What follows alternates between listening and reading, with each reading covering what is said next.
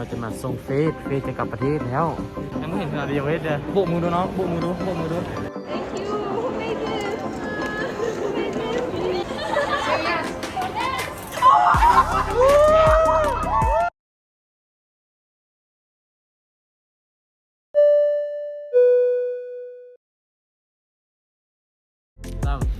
สบายดีทุกคน วันนี้กับพีซีพรประสิทธิ์แกลเลอรี่เนาะพามาอยู่ที่ตืดนี่เนาะวัดไต่อินเตอร์เนชั่นแนลแอร์พอร์ตเนาะเข้ามาที่อย่างวันนี้เราจะมาส่งเฟสจะกลับประเทศแล้ว กลับแล้วคุณเฟสจากเข้าไปแล้วเอ้ย โมเม เฟสที่ไปแล้วโค กลั น บบ้าน ที่ไปเฮียนต่อแล้วทุกคนบุมีมูฟิลิปปินส์แล้วไม่ใช่เฟสเดี๋ยวเขาจะเข้าหาเฟสเนาะนี่ของทางเซมาสุดท้ายก็คือจะมีบัตรโซบัตรดูบัตรนี้ไม่ต้องโซกันเลย ประเสริฐแล้วบัตรเงินมีเงินวะ มีแต่ QR สแกนให้มันจุใจเลยเฟซเด้อเดี๋ยวจะให้มารีเฮ็ดซับไทโทให้เดี๋ยวเฟซบ่เข้าใจเดี๋ยวไปเบิ่งเนาะว่าภายในจะเป็นยังไงเนาะปิดกล้อง ไปเลย เนาะก่อนที่เขาจะไปเนาะเขาก็ วัน มา นี้เขากำลังมารับรถมาผู้หนึ่งเนาะตอนนี้ไปมาแล้วเมย์กันเนาะ รถที่สูง เมย์ไม่ลงมาแล้วเมย์ เห็นแล้วเห็นแล้วน้องเห็นแล้วเนาะน้องเห็นแล้วเนาะ เอ้านี่ก็มา เอ้ยขอมาเบิ่งนี่เนาะอานิตาเนาะน้องโซคิวมื้อนี้โอ้ย ตายกูปั่นไปส่งอีมี่เห็นต่างประเทศเนาะ สวยไปเข้าเนาะเข้าไปแท้แล้วแบบนี้ ไป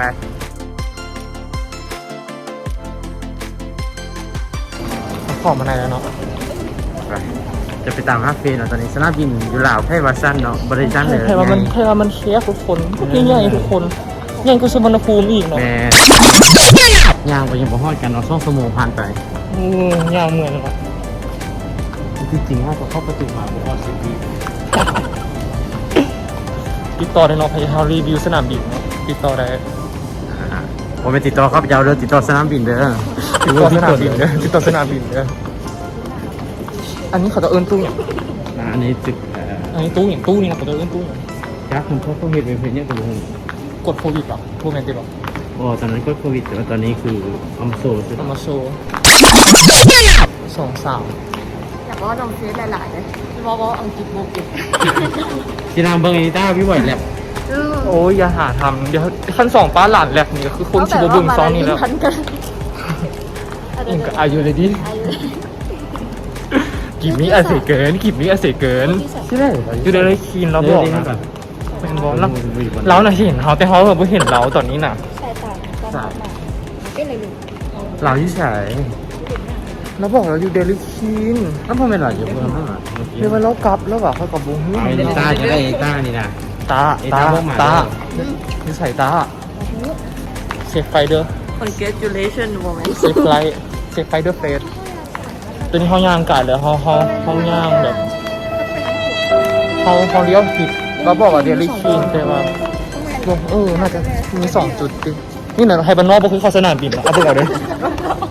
มันนอกทุกคนมันนอกเลยเด้อ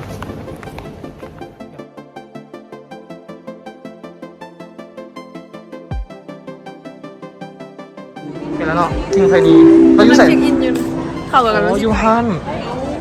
มันกุนเมย์ รีวิวลูกรีวิวที่กรุงเทพมื้อนี้ไปหาผัวผัวอยู่กรุงเทพเลยเนาะลืมไป ชื่อใครแท้หรอ เอาเฟซกันนึงก่อน เฟซเ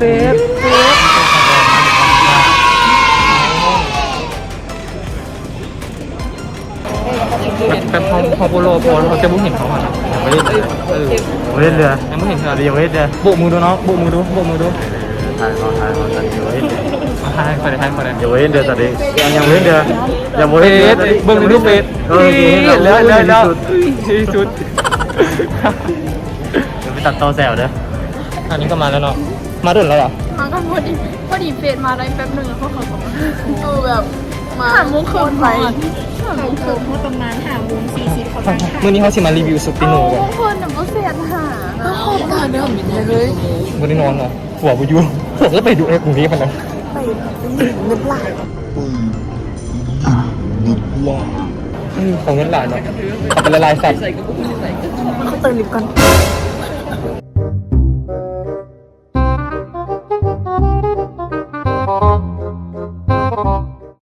แล้วเฟซมาแล้วเฟซ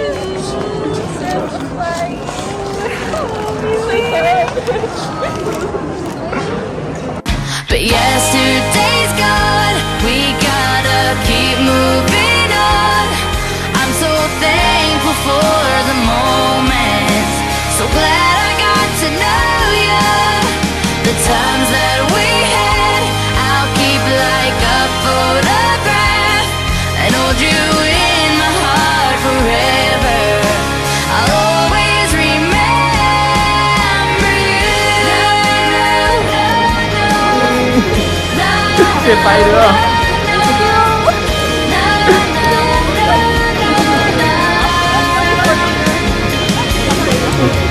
Another chapter in the book.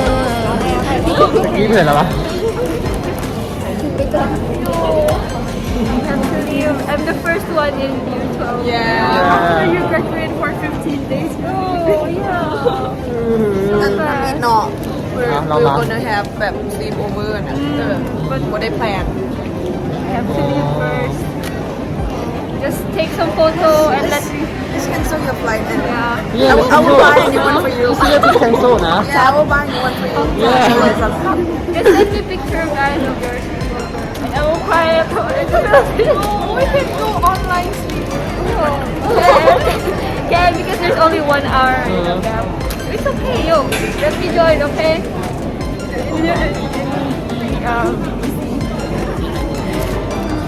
เป็นสตุกอบูมแรง เก็บไว้ ปานิตาที่สิบเปอร์เซ็นต์ก็ สิไปเกาหลีไปหาผู้บ่าว อ๋อเป็นศัลยกรรมนี่เฟสสกินแล้วสกินแล้ว เป็นรถเด็ก เอ้ยเดี๋ยวจะได้สลายแล้ว I'm going to Yeah, I'm Okay, gonna okay. put her in my luggage. โอเคพูดไม่พูด Let's go. นี่เนาะบ๊ายบายกันเอาพูดไม่ทำไปพูดไม่ทำไปก็ทำยูทูบตัวอ่ะ Before 8, so maybe like 7:30, 15. บอกก็ไปอีก Yeah, 1 more hour. Yeah. Spend last moments in the car. PVC is also in the future Oh, yes. someday we work together on like a big project oh yo Yeah, because โอ้ยเจียวชอบคนฟิลิปปินส์โอ้ยอีเจ๊เป็นไงล่ะอีกคนทำแกะไทยเลยอย่าให้เด้อ ไข่แน่นอนเบา ไปก่อน ๆอันนี้ก็ชิไปแล้วเนาะ ไปนะ ไปหาผู้บ้าเอาไปเอาเมื่อกี้เอ็มกับพี่หลานแต่งตัวด้วยแบบ ไปฮับแค่ ทัดกันมาทัดแค่ ขอบคุณอีเจ Hello. อีโก้ Yeah I'm going now just kidding but I wish I can แม่ she's going to my city นะ yeah my city yes yes oh so nice very nice very nice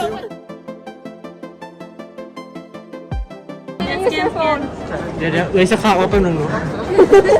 ไปฮับแขกไปเลยเข้าไปได้ไหมเนี่ยสูเอาไปก่อนได้อีหมูไทยบาร์แม่ มาอุ้ยมาแล้ว I said. No. No crying, huh? No crying, huh? น้องพายินเยอะ Oh, wow. It's very cool. ดิสนีย์กับมาว่า ไปเขานั่งบอกพวกคนอ่ะเบิ้งเฮ้ยสวัสดี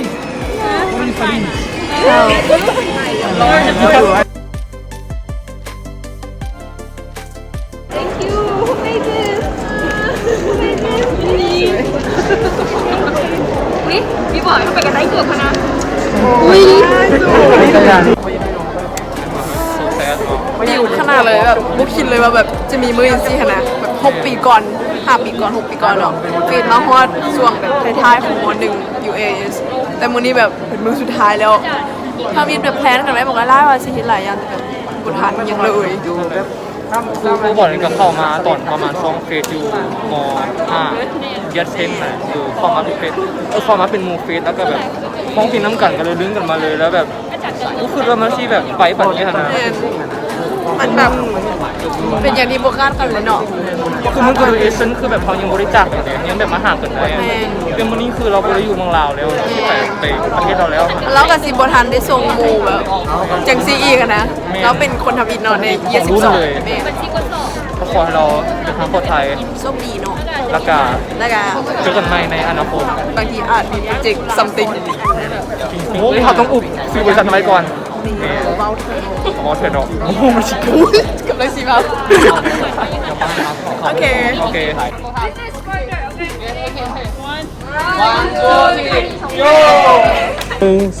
3อ้าวสิบเบอร์เกอร์1 2 3ตอนนี้ก็ถ่ายรูปอยู่เนาะก็ถ่ายรูปอะไรตอนนี้อันนี้อาจจะเป็น last video อะไรเซฟ last video พี่พูดอะไร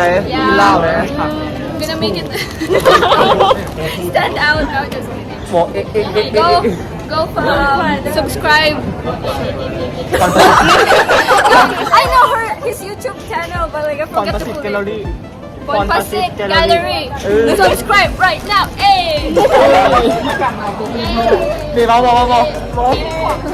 go เสียงดังตุ้มตุ้มตับตับเอ้มาดีเลยปากกายืนแล้ว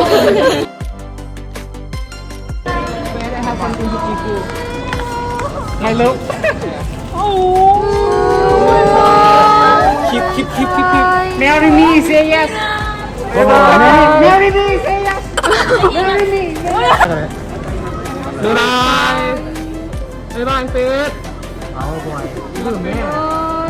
บ๊ายบายไปเล่นโทรศัพท์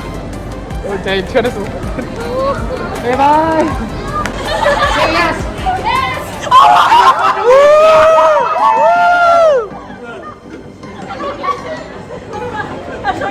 เพิ่งเป็นตายได้สูง เอา quick one through บ๊ายบาย time and change of heart. If I hold on to the memories and use them to guide me, will you be right here beside me? Everything I know is behind me. I'm starting a new life. I just want to say goodbye.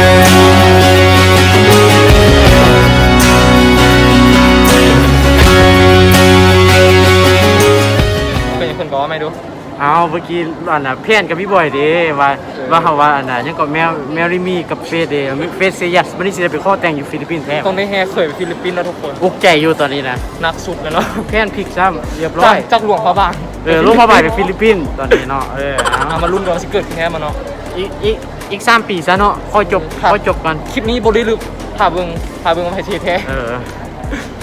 ตายคักวันนี้ ตอนนี้เขาก็ฮอนเนาะเฟซเข้าไปแล้ว เขาก็สิได้ อำ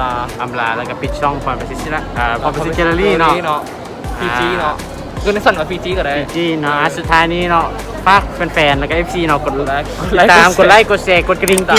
กิ้ง มักก็กดบ่มักก็ต้องกดเนาะในคุมให้เข้ามาต้องอย่าลืมกด มีแจ็คเครื่องตลอดเด้อ แม่สิมีแจกคันนี้100ซับเขาก็มาแจกอีกเนาะนี่โบเอาบัตรตึมกันแล้วสิเป็นเครื่อง โอ้